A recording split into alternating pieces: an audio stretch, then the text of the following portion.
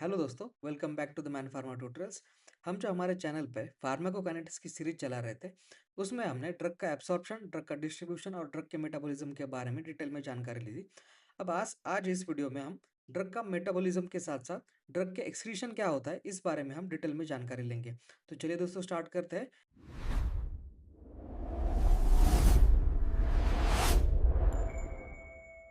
तो एक डेफिनेशन के तौर पे अगर देखा जाए दोस्तों, ड्रग का एक्सक्रीशन ये चीज़ होती है कि जब भी हम किसी ड्रग को एडमिनिस्टर करते हैं हमारे बॉडी में, उस थेरेपेटिक पर्पस होता है। इसका मतलब ये होता है कि उस ड्रग को आपने किस कारण से लिया था, ठीक है? वो फुलफिल होने के बाद अब बॉडी को उसकी ज़रूरत नहीं है, ठीक है? तो ये उसका जो पर्पस था, वो पर्पस फुलफिल होने के बाद उसको आपको आपकी बॉडी से एक्सक्रीट आउट करना होता है, बाहर निकालना होता है या फिर रिमूव करना होता है, ठीक है? इसी प्रोसेस को हम क्या कहते हैं, उस ड्रग का एक्सक्रीशन कहते हैं, ठीक है दोस्तों?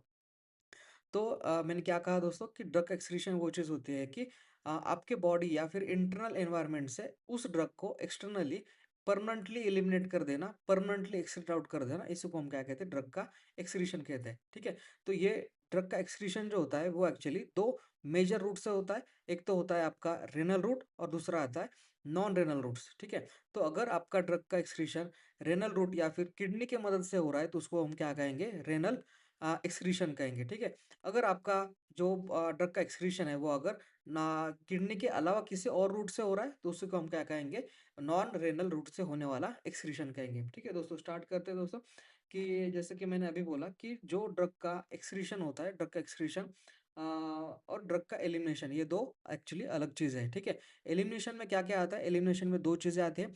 ड्रग के मेटाबॉलिज्म के साथ-साथ अगर ड्रग का एक्सक्रीशन हो रहा है, तो इसको हम कंबाइनली क्या कहेंगे, ड्रग का एलिमिनेशन कहेंगे, ठीक है? और ड्रग का सिर्फ एक्सक्रीशन क्या होता है कि ड्रग का एक्सक्रीशन ये चीज़ होती है कि आपके बॉडी में जो ड्रग एडमिनिस्टर किया गया था, उसका मेटाबॉलिज्म होने के बाद, उसका थेरेपेटिक इफेक्ट खत्म होने के बाद या फिर उसका पर्पस खत्म होने के बाद आपको क्या करना है, उसको बॉडी से बाहर निकाल देना है। इसी को हम क्या कहते हैं, ड्रग का एक्सक्रीशन कहते हैं, ठीक है?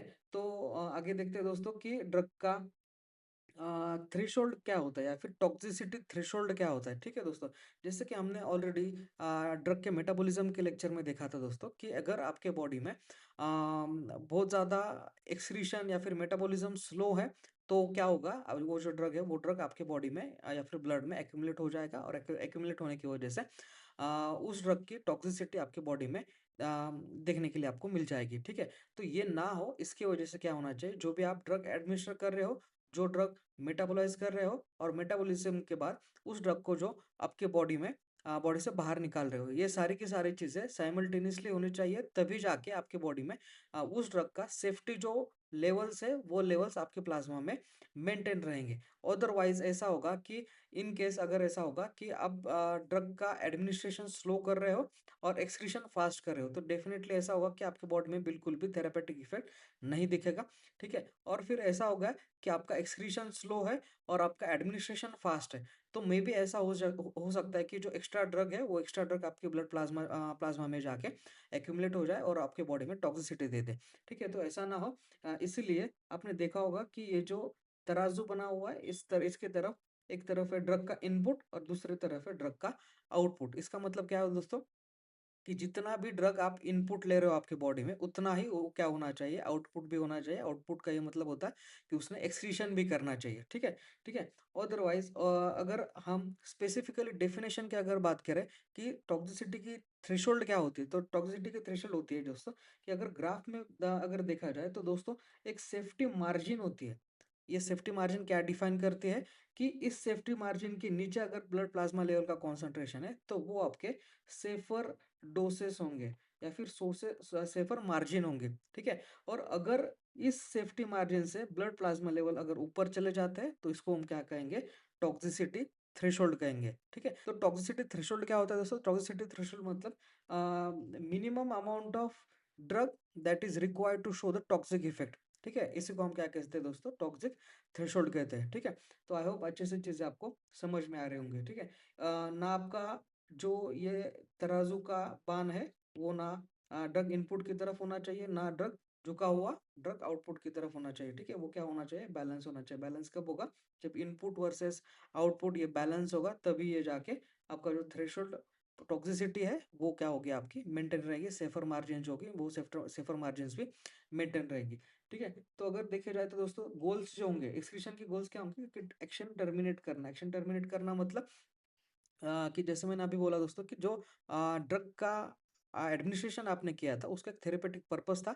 वो थेरापेटिक पर्पस पर्पस अचीव होने के बाद उसका काम अब खत्म हो गया है। वो खत्म होने के बाद आपको उस बॉडी को उस एक्शन को टर्मिनेट करना है और बॉडी से क्या करना है, एलिमिनेट करना है। ठीक है, एक्सक्रीट आउट करना है। ठीक है, इसी को हम क्या कहते हैं, एक्शन टर्मिनेट करना है। ये सबसे पहला क्या है दोस्तों, एक्सक्रीशन का पर्पस है। इसके बाद में हम देखते हैं दोस्तों कि मेंटेन होम्योस्टेसिस। होम्योस्टेसिस का मतलब क्या होता है कि जनरली आपने देखा होगा दोस्तों कि हमारी बॉडी जो होती है वो बॉडी जनरली टेम्परेचर को, प्रेशर को या फिर अदर भी जो चीज़ें हैं उस उन सब चीज़ों को एक्सटर्नल एनवायरनमेंट के अकॉर्डिंगली खुद को क्या करते हैं, अडॉप्ट करते हैं। ये अडॉप्ट करने की जो भी कैपेसिटी है इसको हम क्या कहते हैं दोस्तों, होम्योस्टेसिस बोलते हैं। ठीक है, होम्यो का मतलब होता है सेम और स्टेसिस का मतलब ये होता है कंडीशन मेंटेन करना। ठीक है, सेम कंडीशन मेंटेन करना इंटरनली और एक्सटर्नली। ठीक है, एक्सटर्नल एनवायरनमेंट के अकॉर्डिंगली इंटरनल एनवायरनमेंट को सेम स्टेट में रखना, इसी को हम क्या कहते हैं दोस्तों, होम्योस्टेसिस। जैसे कि हम एग्जांपल के बारे में देख सकते हैं दोस्तों, होम्योस्टेसिस का एक एग्जांपल होगा कि इन केस आपने देखा होगा कि आप एक्सट्रीम टेम्परेचर में चले जाओ, एक्सट्रीम ज़्यादा टेम्परेचर में चले जाओ या फिर एक्सट्रीम कम टेम्परेचर में चले जाओ, फिर भी आपके बॉडी का टेम्परेचर जो है वो बॉडी का टेम्परेचर आपको जो है वो मेंटेन देखने के लिए मिलता है। 37.5 डिग्री जो आपका बॉडी का टेम्परेचर जनरली होता है वो जनरली आपको मेंटेन दिखेगा। ना तो वो ऐसा होता है कि कम टेम्परेचर में जाने के बाद बहुत ज़्यादा आपके बॉडी का टेम्परेचर ड्रॉप डाउन होगा या फिर बहुत ज़्यादा टेम्परेचर में जाने के बाद वो काफ़ी ज़्यादा बढ़ गया, ऐसा भी नहीं होता। ठीक है, तो बॉडी क्या करती है जनरली दोस्तों, इस टेम्परेचर को या फिर जो एक्सटर्नल एनवायरनमेंट में जो टेम्परेचर में चेंज है उसके अकॉर्डिंगली आपके बॉडी को अडॉप्ट करने की कोशिश करती है। इसको हम क्या कहते हैं, होम्योस्टेसिस कहते हैं दोस्तों। ठीक है, तो होम्योस्टेसिस में और एक चीज़ आती है, इलेक्ट्रोलाइट बैलेंस।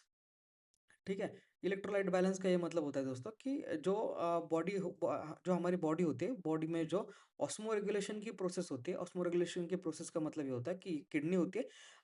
किडनी का मेनली दो पर्पस होते हैं दोस्तों, मेन काम होते हैं। पहला काम होता है दोस्तों जनरली बॉडी में वाटर का जो लेवल्स होते हैं, वाटर के लेवल्स को बैलेंस आउट करना, और दूसरा काम होता है दोस्तों ऑस्मो रेगुलेशन का। और ऑस्मो रेगुलेशन में मतलब आता है कि आपके बॉडी में जो आयंस है, जो सोडियम आयंस है, पोटेशियम आयंस है, हाइड्रोजन आयंस है, इसी के साथ-साथ बाइकार्बोनेट आयंस है, जो कि एक्चुअल बॉडी का जो पीएच है, और पीएच में जो पीएच के साथ-साथ बॉडी में जो वाटर लेवल्स है, वाटर लेवल्स को बैलेंस करने में काफ़ी ज़्यादा हेल्पफुल होते हैं। इन्हीं आयंस को बैलेंस आउट करने के लिए ये जो ऑस्मो रेगुलेशन होती है, ऑस्मो रेगुलेशन में kidney actually important role play करती है। ठीक है? और ये जो ऑस्मो रेगुलेशन, थर्मो रेगुलेशन जैसे कि मैंने अभी टेम्परेचर का भी बताया आपको, तो ये थर्मो रेगुलेशन, ऑस्मो रेगुलेशन ये किस चीज़ का पार्ट है? तो ये दोनों चीज़ें एक्चुअली होम्योस्टेसिस का पार्ट है। ठीक है? आपकी बॉडी आपके एक्सटर्नल एनवायरनमेंट के अकॉर्डिंगली चेंज करने की कोशिश करती है, अडॉप्ट करने की कोशिश करती है। ठीक है दोस्तों? ठीक है? तो ये 2 इम्पोर्टेंट रोल हो गए दोस्तों एक्सक्रीशन के। पहला आता है आपका एक्शन टर्मिनेट करना, ड्रग की जो एक्शन आपके बॉडी में कंटीन्यूअसली चल रही थी, जब तक वो ड्रग बॉडी से बाहर नहीं चला जाएगा, तब तक वो कोई ना कोई इफ़ेक्ट आपके बॉडी में देता रहेगा। तो इस एक्शन को टर्मिनेट करने के लिए आपको क्या करना है, वो उस ड्रग को आपके बॉडी से बाहर निकाल देना है। ठीक है? ये हो गया पहला पर्पज़। और दूसरा होता है होम्योस्टेसिस मेंटेन करना, ये भी एक इम्पोर्टेंट एक्सक्रीशन का काम होता है दोस्तों। ठीक है? पर्पज़ होता है। ठीक, इसके बाद में एग्ज़िट के रूट्स अगर देखें तो ड्रग किस रूट से बॉडी से बाहर जा सकता है, तो पहला है रेनल रूट। जैसे कि आपको पता होगा रेनल का ही मतलब होता है दोस्तों किडनी। अगर आपका ड्रग वाटर सोल्यूबल होगा, मेटाबॉलिज़्म के बाद अगर मेटाबोलाइट जो बने होंगे वो अगर वाटर सोल्यूबल होंगे, तो जनरली वो क्या होंगे, रेनल रूट से बॉडी से बाहर निकल जाएँगे, यूरिन के थ्रू बाहर निकल जाएँगे।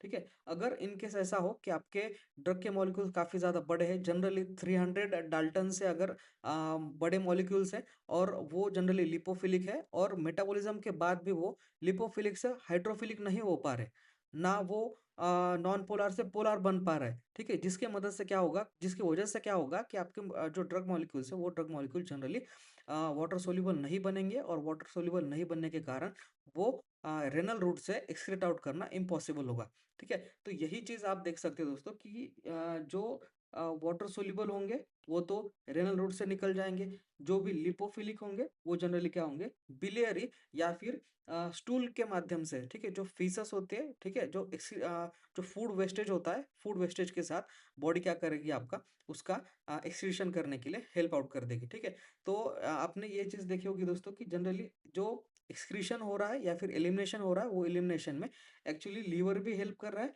और दूसरा किडनी भी हेल्प कर रही है, ठीक है दोस्तों।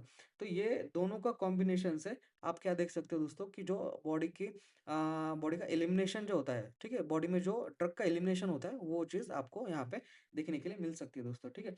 और जो चीज़ ना तो वो वाटर सोल्यूबल हो पा रही है, ठीक है, ना तो वो स्टूल से एक्सक्रीट आउट हो पा रही है, ठीक है। तो वो सब जो ड्रग्स है, वो ड्रग्स जनरली क्या होंगे, पल्मोनर या फिर ब्रीदिंग की मदद से या फिर लंग्स की मदद से क्या होंगे, आपके बॉडी से बाहर निकल जाएंगे, ठीक है। तो ऐसे जनरली कौन से 3 रूट्स है दोस्तों, तो पहला है आपका रीनल रूट, दूसरा है बिलियरी रूट और तीसरा है आपका पल्मोनर या फिर ब्रीदिंग रूट, ठीक है। इन्हीं 3 रूट्स की मदद से आप क्या क्या देख सकते हो दोस्तों, ड्रग का जो एक्सक्रीशन है वो एक्सक्रीशन आपका बॉडी में देखने के लिए मिलता है, ठीक है।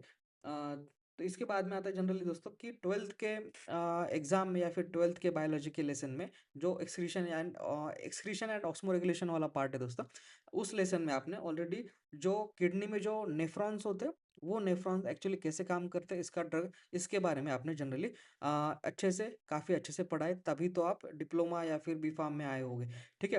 तो इस चीज़ को बहुत ज़्यादा एक्सप्लेन करना मुझे नहीं लगता यहाँ पे बहुत ज़्यादा ज़रूरी है।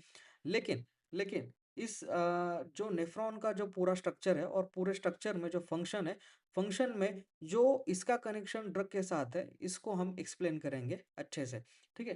तो जनरली आपने देखा होगा दोस्तों कि ये जो पार्ट होता है, ठीक है, इसको हम क्या कहते हैं दोस्तों, बोमन्स कैप्सूल बोलते हैं, ठीक है। जिसमें बोमन्स कैप्सूल में क्या होता है, आपका ग्लोमेरुलस होता है, ठीक है। ग्लोमेरुलस एक्चुअली क्या है दोस्तों, ये जनरली जो आपके ब्लड वेसल्स होते हैं, वो ब्लड वेसल्स का एक बंडल होता है, ठीक है।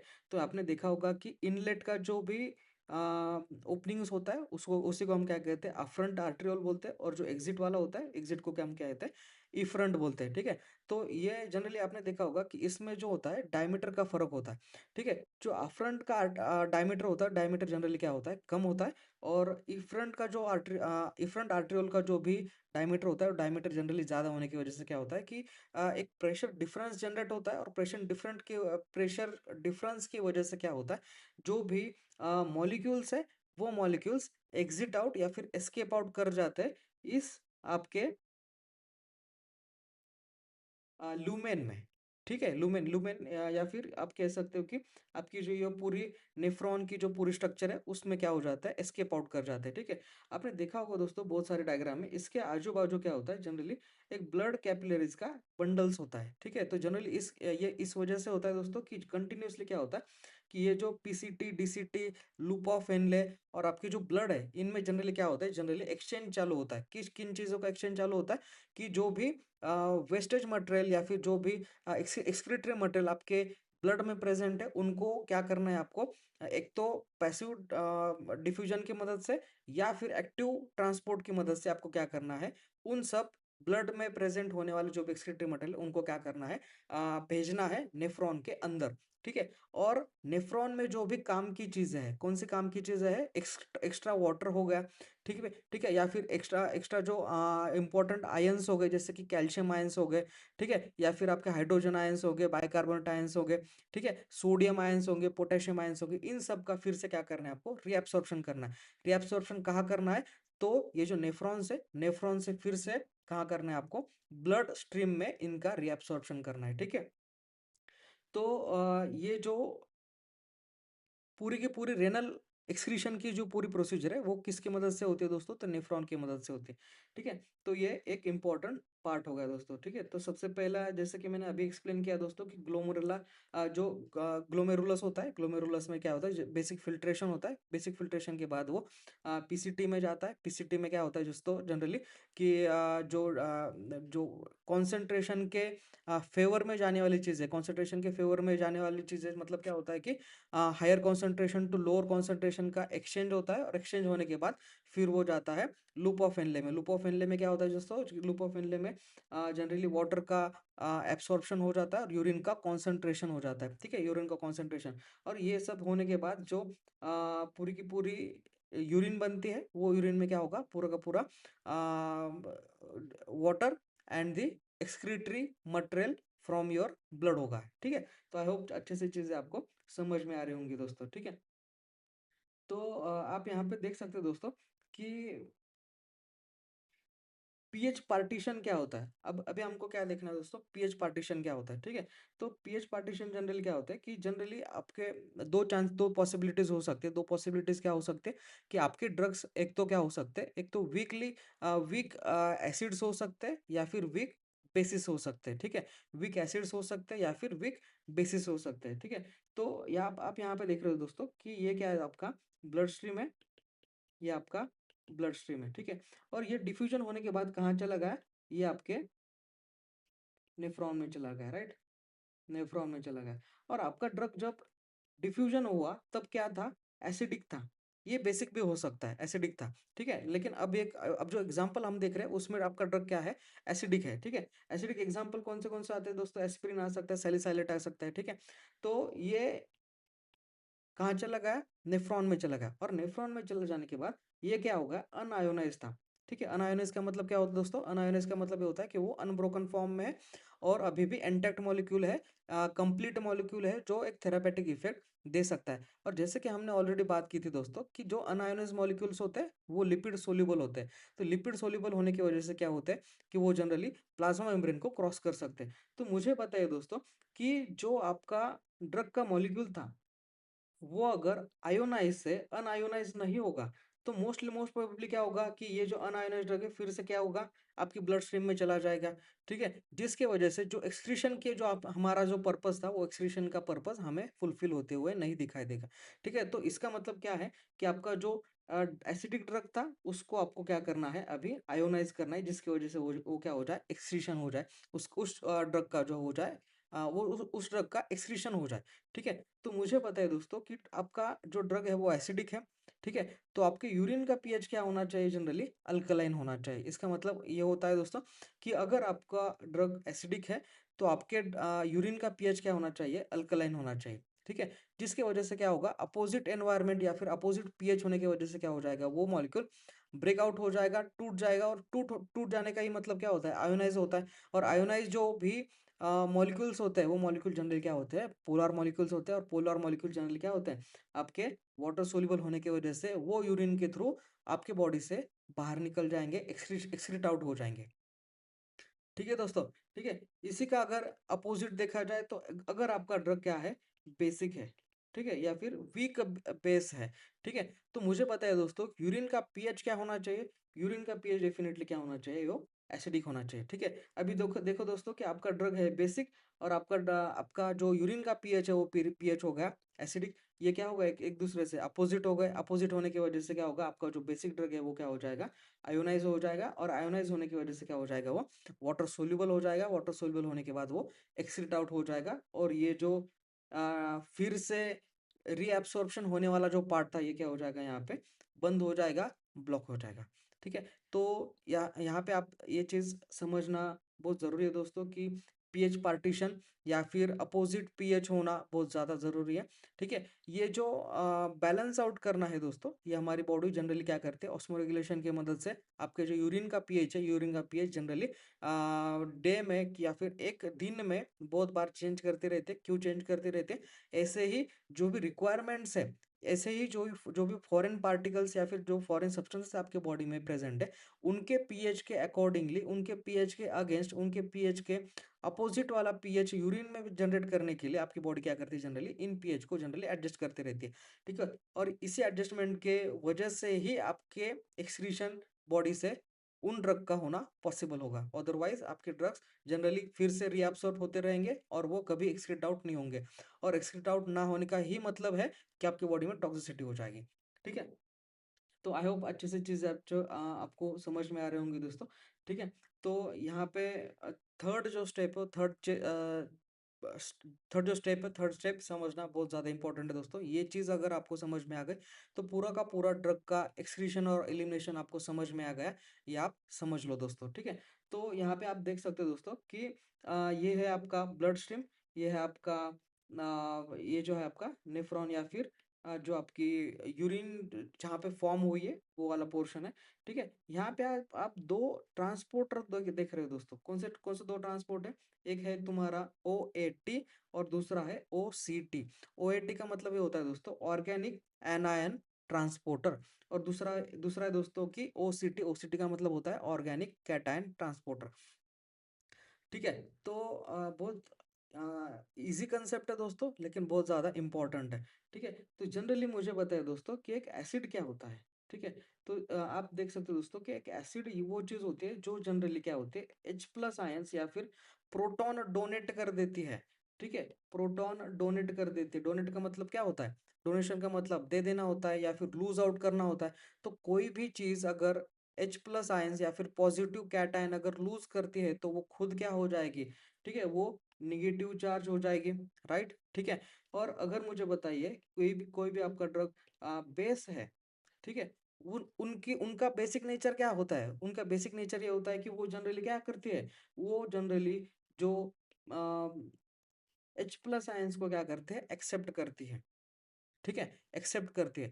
तो मुझे बताया कोई भी चीज, कोई भी केमिकल, कोई भी ड्रग अगर प्रोटॉन को एक्सेप्ट कर देता है तो वो खुद क्या हो जाएगा, वो कैटायन बन जाएगा, पॉजिटिवली चार्ज बन जाएगा। ठीक है, तो अगर कोई भी ड्रग आपका पॉजिटिवली चार्ज बनता है, ठीक है, तो उन्हीं को हम क्या कहते हैं, कैटायन कहेंगे। ठीक है, अगर कोई भी ड्रग अगर या फिर कोई भी एसिड अगर H प्लस आयंस लूज कर देते हैं, प्रोटॉन्स लूज कर देते हैं, तो उसको हम क्या कहते हैं, एनायन कहेंगे। ठीक है, तो मुझे बताइए दोस्तों कि अगर मुझे बताए कि एसिड खुद क्या हो गया, यहाँ पे निगेटिवली चार्ज हो गया और बेस क्या हो गया, यहाँ पे पॉजिटिवली चार्ज हो गया। राइट, तो निगेटिवली चार्ज आयंस को ट्रांसपोर्ट करने वाला जो भी ट्रांसपोर्टर होगा, इनको हम क्या कहेंगे, ऑर्गेनिक एनायन ट्रांसपोर्टर कहेंगे। राइट, ठीक है। और मुझे बताइए दोस्तों कि जो पॉजिटिवली चार्ज जो भी आयंस होंगे, उनको ट्रांसपोर्ट करने वाला जो भी ट्रांसपोर्टर होगा, उन्हीं को हम क्या कहेंगे, ठीक है, उन्हीं को हम क्या कहेंगे दोस्तों, ऑर्गेनिक कैटायन ट्रांसपोर्टर कहेंगे। ठीक है, तो ये कैटायन या फिर ट्रांसपोर्टर्स एक्चुअली क्या होता है, ट्रांसपोर्टर जस्ट एक प्रोटीन्स होता है जो एक्चुअली क्या करते हैं, कॉन्सेंट्रेशन ग्रेडियंट के अपोजिट काम करते हैं। अपोजिट का ये मतलब होता है दोस्तों कि सिंपल से ये चीज समझो कि ऐसा समझो कि पैसिव में क्या होता है, higher concentration to lower concentration चीजें आती है, higher concentration to lower concentration चीजें आती है। मुझे बताए जनरली ये तो नियम ही हो गया ना। ठीक है, generally higher concentration to lower concentration तो हम वैसे भी देखते हैं। ठीक है, लेकिन अगर आपको कुछ चीजें लोअर कॉन्सेंट्रेशन से हायर कॉन्सेंट्रेशन में भेजनी है तो यहाँ पे क्या करना पड़ेगा, आपको फोर्स लगाना पड़ेगा, एनर्जी खर्चा करनी पड़ेगी। ठीक है, तो जो भी ट्रांसपोर्ट अगर एनर्जी के मदद से हो रहा है तो उसी को हम क्या कहते हैं, एक्टिव ट्रांसपोर्ट बोलते हैं। ठीक है, तो ये एक्टिव ट्रांसपोर्ट करने की जो भी रिस्पॉन्सिबिलिटी होती है, ठीक है, lower to higher concentration movement करने की जो भी रिस्पॉन्सिबिलिटी, वो रिस्पॉन्सिबिलिटी किन प्रोटीन्स में होती है, तो प्रोटीन्स, इन प्रोटीन्स में होती है। ठीक है, OAT एंड OCT में होती है। ठीक है, तो आप ऐसा समझ सकते हैं दोस्तों कि ये हो गया आपके लोअर कॉन्सेंट्रेशन वाले मॉलिक्यूल्स, यहाँ पे हो गया हायर कॉन्सेंट्रेशन। ठीक है, फिर भी ये जो ट्रांसपोर्ट है, वो ट्रांसपोर्टर क्या कर रहे हैं, यहाँ से ब्लड लूमेन में से जो भी बचा कुचा हुआ जो भी ड्रग है, वो ड्रग पकड़ के किस में डाल रहे हैं, आपके यूरिन में डाल रहे हैं। ठीक है, यूरिन में डाल रहे हैं। ठीक है, तो ये सब चीजें बहुत ज्यादा सिंपल थी दोस्तों, लेकिन काफी ज्यादा इंपॉर्टेंट थी। ठीक है,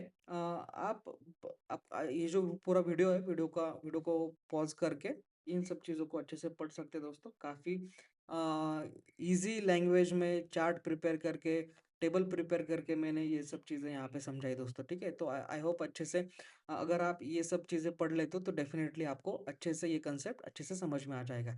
ठीक है,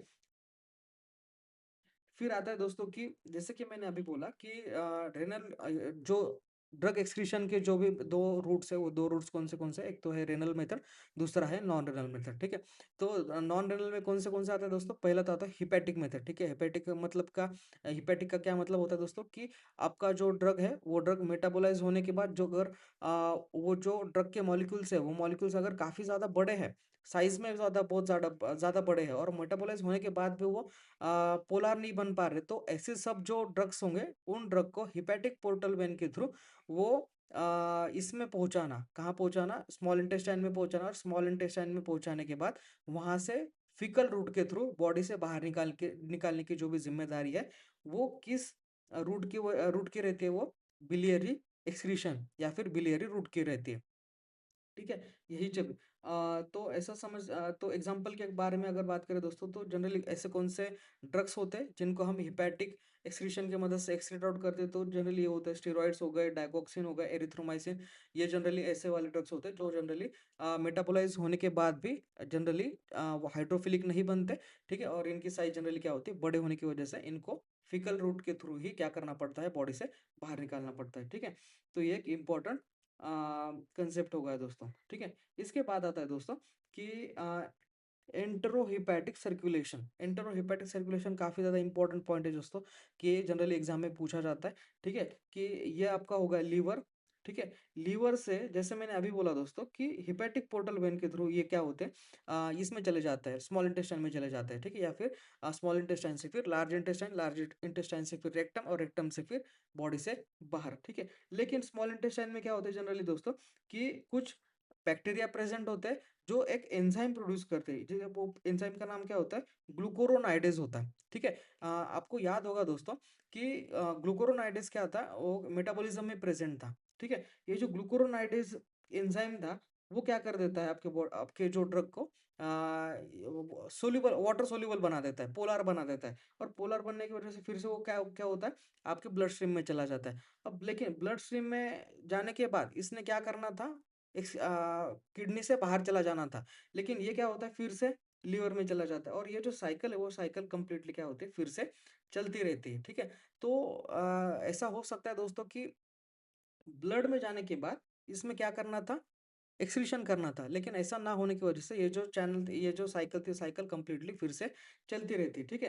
तो ये लूप को ब्रेक करना बहुत ज़्यादा ज़रूरी होता है।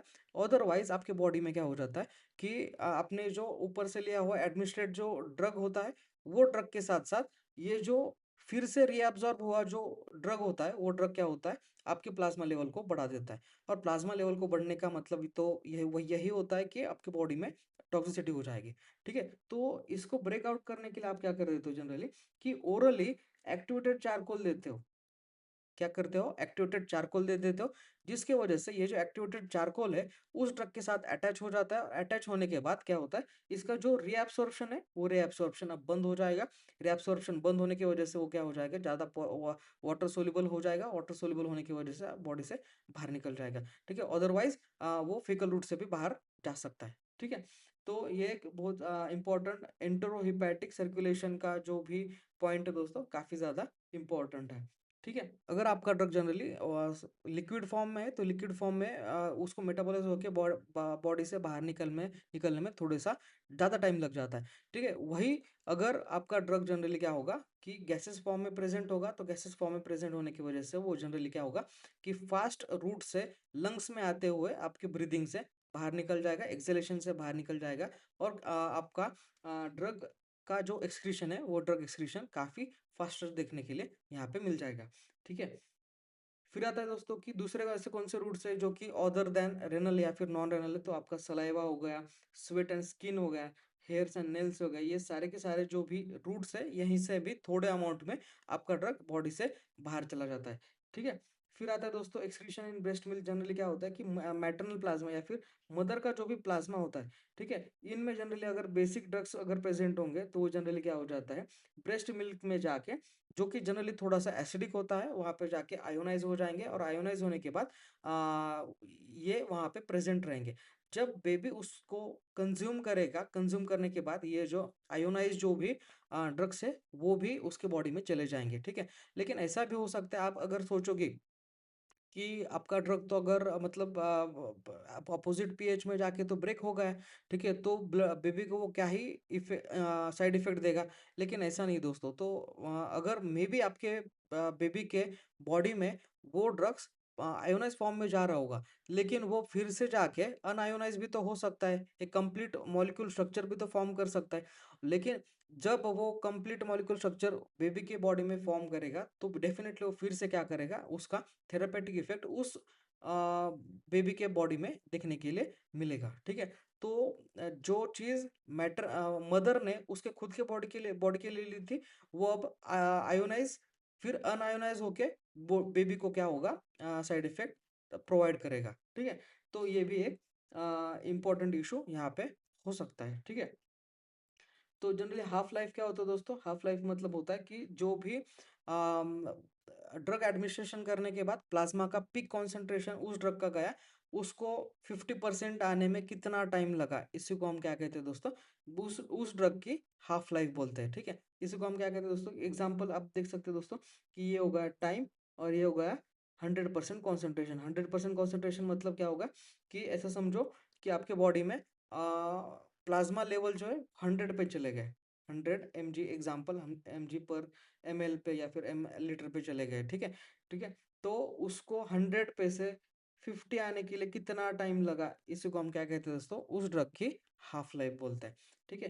तो आई होप अच्छे से चीज़ें आपको समझ में आ रहे होंगे कि ऑब्वियसली हर ड्रग की जो हाफ लाइफ होगी वो हाफ लाइफ अलग अलग होगी, बिल्कुल भी सेम नहीं होगी, ठीक है? क्योंकि हर एक ड्रग का कंपोजिशन अलग है, मेटाबॉलिज्म होने का रेट अलग है, एक्सक्रीशन अलग है, या फिर उसकी जो पीएच की प्रॉपर्टीज है वो प्रॉपर्टीज अलग है। वो ये जो पूरी की पूरी पैरामीटर्स है, ये पैरामीटर्स किस चीज को डिफाइन करेंगे, तो ये हाफ लाइफ को कितनी होगी उस ड्रग की, इसमें भी क्या करेंगे, इंपॉर्टेंट रोल प्ले करेंगे, ठीक है? तो ये एक लॉजिकल समरी हो गई दोस्तों। और ये भी आपको जो माइंड मैप यहाँ पे बनाया होगा दोस्तों, तो माइंड मैप आपको एग्जाम से पहले पढ़ के जाना है, जिसकी वजह से ये जो ड्रग के एक्सक्रीशन के ऊपर अगर एग्जाम में कोई भी क्वेश्चंस आता है तो डेफिनेटली आप उसको अच्छे से आंसर कर पाओगे, ठीक है? तो अगर आपको ये नोट्स अगर अच्छी लग रही होंगी दोस्तों, तो डेफिनेटली हमें कमेंट सेक्शन में लिखिएगा। डेफिनेटली हम इन ऐसे ही क्वालिटी जो नोट्स है, नोट्स आपको प्रोवाइड करते रहेंगे दोस्तों, ठीक है?